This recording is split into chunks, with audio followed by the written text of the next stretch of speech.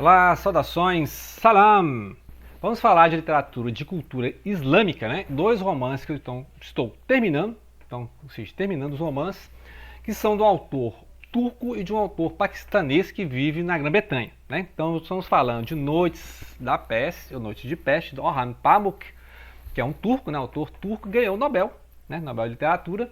E esse livro que vai falar três histórias, né? Tá contando três histórias que são basicamente a decadência do Império Otomano, né? Aquele imenso império que atravessou ali vários séculos, né? E foi ao longo do século XIX até o século XX, até a Primeira Guerra Mundial, que estava do lado errado, né?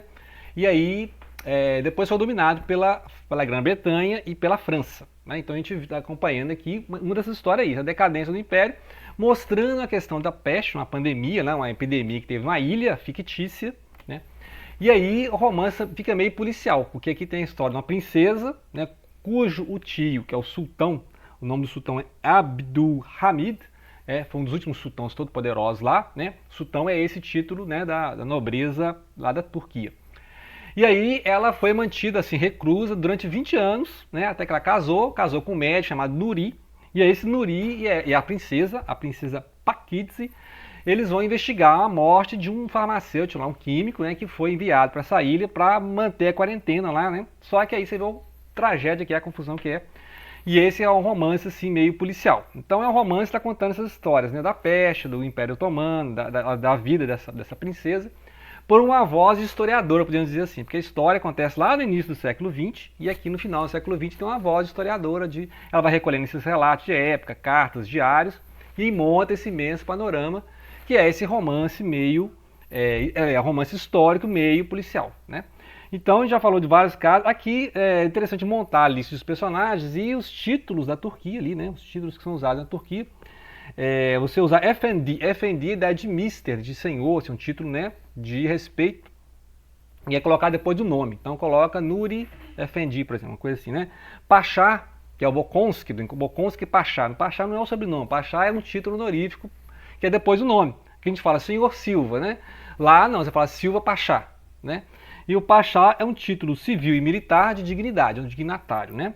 São todos usados depois do nome. E você tem o sultão, que é o nome do, né, o grande imperador, né, assim, um título de nobreza. E você tem o califa. O califa é mais um título religioso também, né? O califa seria aqueles califas sucessores, né, de Mohammed, do profeta, né? O sheik é um líder, que pode ser um líder de tribo, mas pode ser um líder religioso. E mulá é um clérigo, um teólogo, uma pessoa especializada ali nas leis e no Alcorão, por exemplo, né, que é o livro sagrado muçulmano. Então, você faz uma listinha, porque esses nomes vão aparecer aqui, fulano é mulá, fulano é sheik, fala sobre o califado, né, o califado que era até aqui um antagonistas, né, do Império Otomano, etc, né? Essa parte, e a parte metalinguística, que dentro do romance tem referência aos romances, por exemplo, o próprio Sherlock Holmes, né? Um livro histórico que se torna policial, porque agora tem esse casal aí, a princesa e o príncipe consorte, que estão dando uma de Sherlock Holmes, né? Que é investigar quem que matou esse enviado lá do sultão, né? O Bokonski, que é né, tem ascendência polonesa, e aí mandaram o cara lá e ele morreu. E aí, no livro, vai citando as várias, né? O próprio sultão gosta de leitura, manda traduzir os livros, né? Conhece literatura policial, Sherlock Holmes, Agatha Christie, né? Eles gostam dessa coisa mais europeia. Então já faz todo esse panorama aí de como a cultura ocidental influencia a cultura oriental. E mostra muitas vezes a cultura islâmica indefensiva. Né? A gente tem essa ideia de que eles estão atacando, estão na ofensiva, as cruzadas, né? A Guerra Santa, mas muitas vezes as atitudes dos impérios, né? Tanto árabe, otomano, né? etc., são em reação a algum tipo de agressão ofensiva europeia, né? Cristã, etc. Né? Porque naquela época os judeus nem estavam organizados, os judeus estavam dispersos, os judeus muitas vezes foram acolhidos no mundo árabe, muçulmano e otomano, por exemplo. Né? E aí você vê no século XX a coisa mudou, né? Porque agora os judeus se aliaram aos cristãos, né? Principalmente os protestantes, e aí fica agora demonizando os árabes. Né? Então você vê como é que mudou o jogo geopolítico aí, né? Os judeus que foram sempre perseguidos pelos cristãos foram para o mundo islâmico, né? Foram até tolerados, porque a questão do Deus único, né? A questão do monoteísmo, né?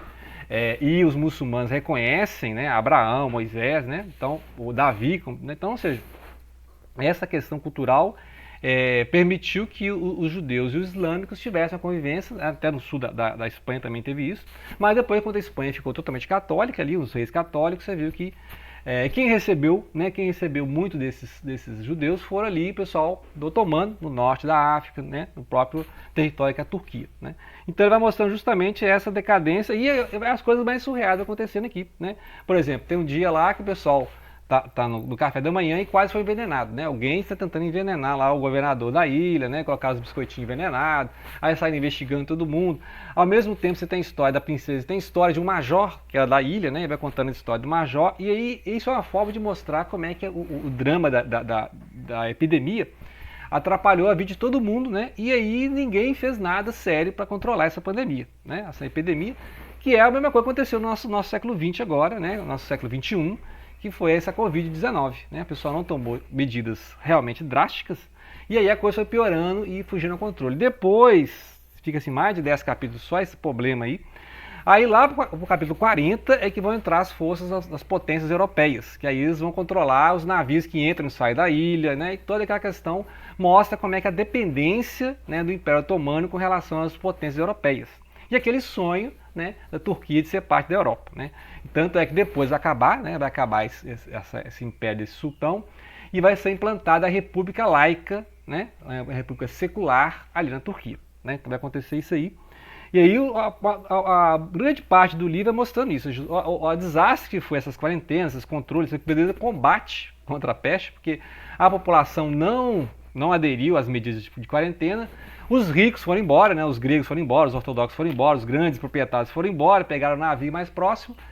Esses navios depois ficaram em quarentena na Europa, né? Esses navios estão vindo dessa ilha aí. Aí o pessoal recolheu os navios, né? Uma confusão, porque o povo não aderiu às regras de quarentena. Né? Então mostra como é que a autoridade otomana estava enfraquecida, né?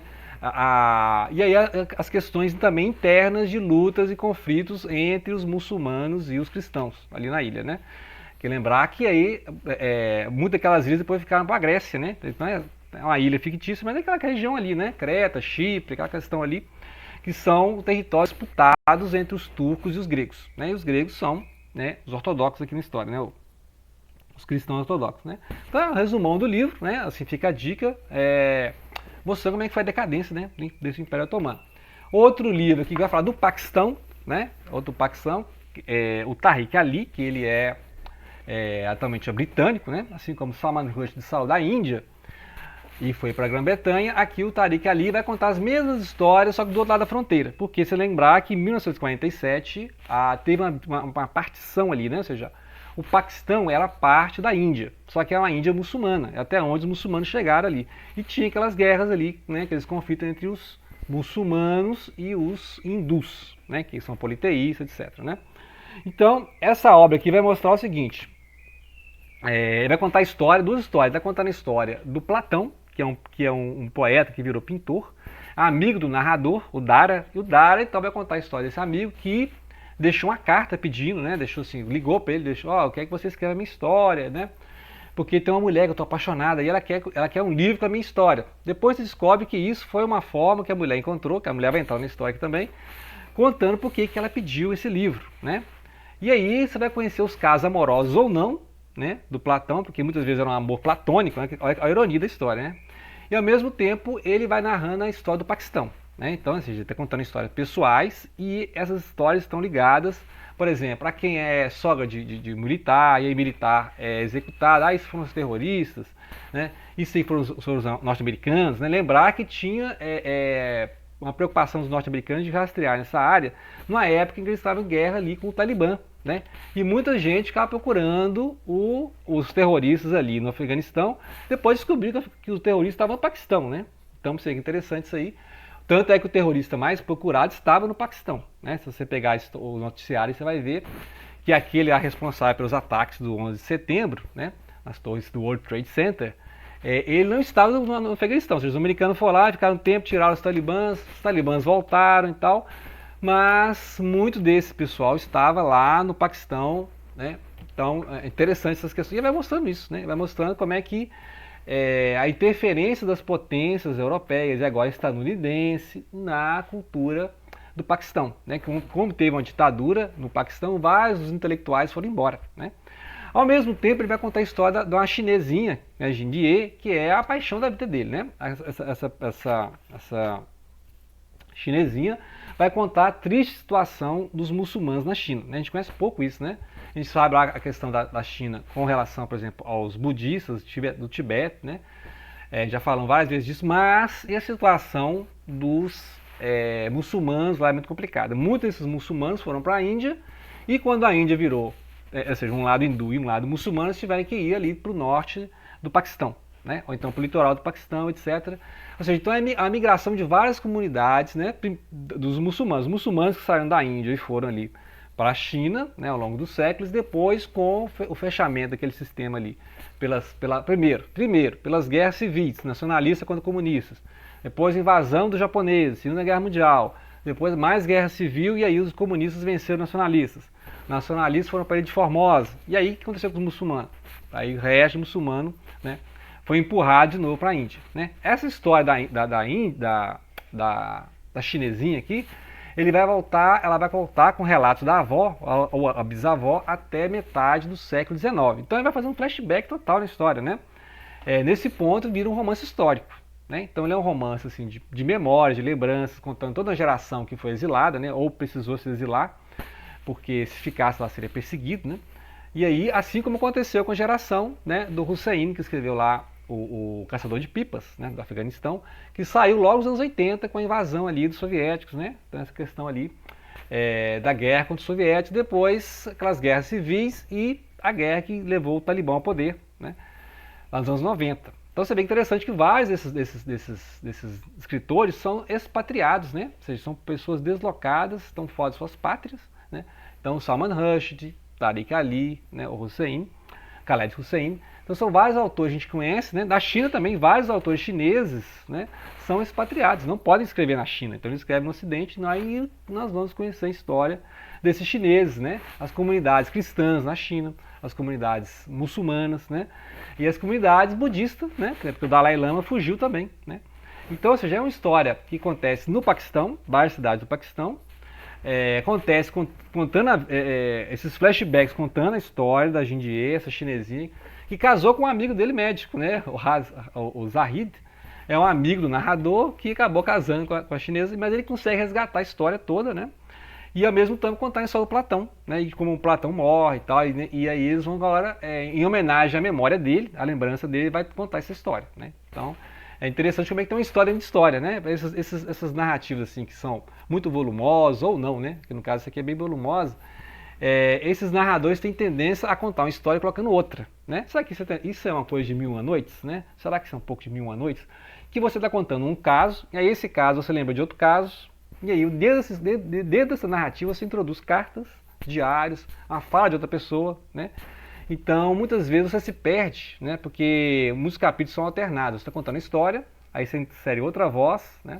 Eu acho que isso, né, em vários livros islâmicos, de cultura islâmica, né, não exatamente árabe, mas de cultura islâmica, países que são de cultura islâmica, essa tendência de contar várias histórias ao mesmo tempo, né? Então, será que aí isso é uma tendência por causa das Mil e Uma Noites, né? Porque você sabe que a Sherazade está contando a história, mas ela não pode morrer naquela noite. Então ela começa a contar a história, leva até um certo ponto e interrompe a narrativa.